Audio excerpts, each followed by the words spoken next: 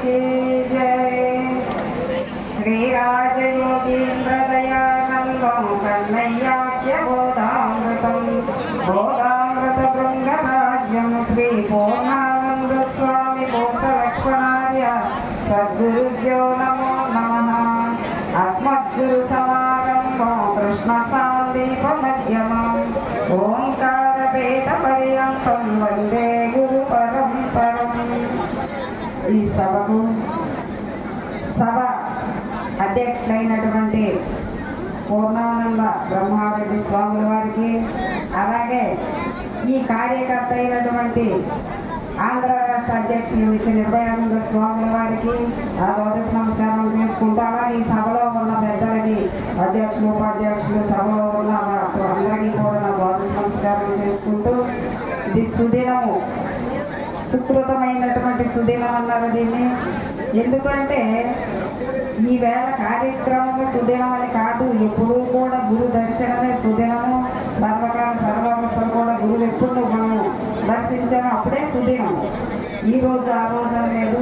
అలాంటి ఈ సుదినంలో పాల్గొని, ఎందుకు అంటే అన్ని జన్మల కన్నా మానవ జన్మ ఉత్కృష్టమైనటువంటి అన్నారు పెద్దలు. కాబట్టి పృథివీ మానవ జన్మయే పెద్ద ఫలము, గురుని పూజించుటన్నదే గొప్ప ఫలము, పూర్ణ బోధన పొందుటే పూర్ణ ఫలము అన్నారు. అన్నిటికన్నా గొప్ప ఫలం ఏమిటి అంటే మానవ జన్మకు రావడమే, జ్ఞానమైన జన్మకు రావడమే గొప్ప అదృష్టము, గొప్ప ఫలం. ఇక గురువును ఆశ్రయించి ఎప్పుడైతే యథార్థమైన మార్గం గ్రహించామో తనువన ధర్మముల దారపోసి ఇంకెంతకి మించి ఇంకొక ఫలము అనేటటువంటిది లేదు. ఇది లాస్ట్ ఫైనల్ అన్నమాట. ఇలాంటి జన్మకు మనం వచ్చి ఇలాంటి మార్గంలో ప్రవేశించినందుకు చాలా గొప్పవాళ్ళ అదృష్టవంతులుగా అనుకోవాలి. ఇప్పుడు ఈ జన్మలో వచ్చింది ఇడుమడి కర్మజ్ఞానం, ఇడువక ఈ రెండు కలిసి విశ్వమనదు అన్నారు. ఈ కర్మజ్ఞానం అనేటటువంటి ఈ రెండు కలిసి ఈ విశ్వం అయింది అని మనకి కృష్ణ ప్రభువులు వారు చెప్పారు. అంటే ఎలాగైంది? ఆ యొక్క కర్మజ్ఞానం అనే మూడు హృదయం అనే గ్రంథి ముడిపడింది అనమాట. ఈ గ్రంథిని విడదీయాలి. ఎవరు ఇప్పుడు కావాలి మనకి? హృదయ గ్రంథి విడుటకై సదయత ఈ బోధ తెల్పజడా గురుడై వదలక చిత్తములో గురు పదయుగలము దల్పవలనే భక్తుడైనప్పుడు భ్రాంతి రహిత సక్తుడైనప్పుడు కుదురాదు ఇవి రెండు గురు శిష్యులకు లేక కదిలికలేనట్టి గణబోధోక్త స్థితి భక్తుడైనప్పుడు భ్రాంతి రహిత సక్తుడైనప్పుడు అని మనకి భాగవత కృష్ణ ప్రభువు గారు సెలవిచ్చారు. ఈ హృదయ గ్రంథి వింటాక ఈ హృదయ గ్రంథి అనేటటువంటి ఈ మూడు విడబడాలి అంటే మనకి సదయత ఈ బోధ తెలుపజేస్తుంది. ఎందుకని నిత్యము ఈవేళ ఆవేళ కాకుండా ఏదో ఈ 40 రోజులు మాలో ఈ 30 రోజులు పూజలు కాకోకుండా సర్వకాల సర్వావస్థలు కూడా ఈ బోధ తెలిపినటువంటి గురువు గారు, మనకి దృఢమైనటువంటి గురువు గారు కావాలి. గురువుని తొలుమన ధనముల దారపోసి యథార్థమైన మార్గం నేను ఎరిగి ఈ జన్మ ధరించుకోవాలనేటటువంటి భావన శిష్యుల్లోనే తెలియాలి. ఇవి తెలియాలి అంటే ఎప్పుడూ కూడా ఈ గ్రంథిని విడిపించే గురువు గారిని ఆశ్రయించాలి. ఈ గ్రంథి అనేటటువంటి దానికి ఏంటి కప్పే అంటే అవిద్యా సప్తావరణములు అన్నారు. ఏమిటి అవిద్యా సప్తావరణములు? మొదటిది అవిద్య, రెండవది శరీర పరిగ్రహము, మూడవది దుఃఖము, నాలుగవది కర్మము, ఐదవది అభిమానము, ఆరవది అవివేకము, ఏడవది రాగద్వేషాలు. ఈ ఏడు కూడా ఒకదాని మీద ఒకటి అరటి చెట్టు పొద ఎలాగైతే ఒకదాని మీద ఒకటి కప్పు కూర్చుంటాయో అలాగే ఈ యొక్క హృదయం అనే గ్రంథికి అవిద్య సప్తావరణంలో ఒకదాని మీద ఒకటి కప్పు కూర్చుంది.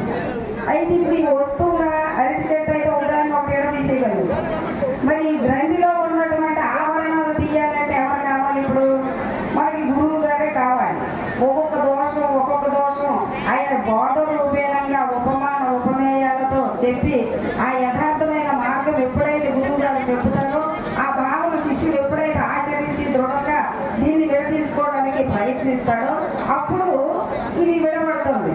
లేనప్పుడు తనంతలో తాను ఎన్ని పూజలు చెయ్యి, ఎన్ని వ్రతాలు నిజమనేటటువంటి తెలియపడదు కాబట్టి ఇలాంటి మహాత్ములకి ఇలాంటి గురువులకు పూజించినప్పుడే జన్మ సార్థకము సత్యం. కానీ ఇంకొక రకమైనటువంటి పూజలు పురస్కారాలు తీర్థయాత్రలు, ఎందుకంటే తీర్థయాత్రలు ఎన్ని తిరిగి సేవించిన ప్రారంభ కర్మము బాసిపోదు. ముందు చేసిన కర్మ అనుభవించితే కానీ యమధర్మరాజు వదిలించలేదు. ఎన్ని మనం చేసినప్పటికైనా మన ప్రారంభం ఎవరు తప్పించలేరు, గురువు గారు ఒకళ్ళే తప్పితే. అందుకు తల్లివి, తండ్రివి, దాతవి, వల్లవుడివి, వసుదేశుడివి, ఎల్లమిగా దేవుడివి, నీ వల్ల కదా ఇంటి బోధ వార్తలు ఏంటి స్వామి, నీ వలన కదా ఈ మార్గం యథార్థమైనటువంటి మార్గం నేను తెలుసుకొని ఇలాంటి శాంతియుక్తమైనటువంటి జీవితాన్ని నేను గడుపుతున్నాను. ఇది ఉన్నాడని కానీ అది లేదని కానీ, ఎందుకని నిజమైన పరిపూర్ణ భావజ్ఞులు ఎలా ఉంటారంటే అయ్యే దాని మీద ఆశ ఉంచక, ఎలుగటి వాటి ఎందు వాడుక పడక, ముందర దాని ఎందు ముచ్చట పడక, అసత్యము పోనక, నిజము మరువక, పెట్టినది తిన్నది గురువుకు అర్పణం అంటూ తన శరీరం మీద అభిమానం ఉన్నట్లు గురువు ఎందు అభిమానం ఉంచుకొని తన దేహం పోయే పర్యాంతం ఇది పట్టినట్టే విడవనట్టే ఉంటాడు. తానై ఉంటాడు. ఇదే రాజయోగము, పరమధర్మము. ఈ ధర్మాన్ని ఎరిగినటువంటి మహాత్ములే మన పెద్దలందరూ కూడా. వాళ్ళ వల్ల కదా ఇప్పుడు మనం ఇదంతా ఎరిగాము. గురువులు బోధన చేతన పరిపూర్ణము ఎరుగ భాషల అతని గురు తెరిగిన నరుల శక్యమే ఎరిగిన నరులు ఇంటి బోధ ఎరిగే నోయన్న వారెరుగాని మరుగుండదన్న ఇప్పుడే మహాత్ములు మనకి చక్కగా చెప్పారు. ఇలాంటి ధర్మాన్ని మనం ఎరిగి ఈ యొక్క ఇలాంటి కార్యక్రమాల్లో పాల్గొన్నాము అంటే ఎన్నో జన్మల పుణ్యం చేసి మనం ఈ జన్మ వచ్చాం కాబట్టి ఇంతకు మించిన ఇంకా పెద్ద పుణ్యం కానీ ఇంతకు మించి ఇంకొక జన్మ కానీ ఇంకా లేదు. కాబట్టి ఇదే మనకి కడసారి జన్మ, ఇది జడ్జిమెంటు. ఇలాంటి మహాత్ములు మనకు దొరికినందుకు చాలా అదృష్టము.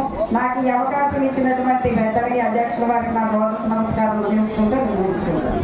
జై సద్గురు ప్రభు మహారాజుకి మన పూర్ణ వాస్తవ్యులు కళావతమ్మ గారు, వాళ్ళ నాన్నే వాళ్ళ గురువు గారు చిన్నతనం నుంచి గురు సన్నిధానంలో ఎన్నో అంశాలు నేర్చుకొని ఇప్పుడు ఆశ్రమాన్ని నడుపుతూ ఈ పరంపరకు సేవ చేస్తూ ఉండే సంతోషము. అమ్మ మంచి విషయాలు మనకు తెలియజేశారు. హృదయ గ్రంథి అంటే ఎరుకకు ఉన్నటువంటి అజ్ఞానం తొలగిపోవాలంటే అసామాన్యము.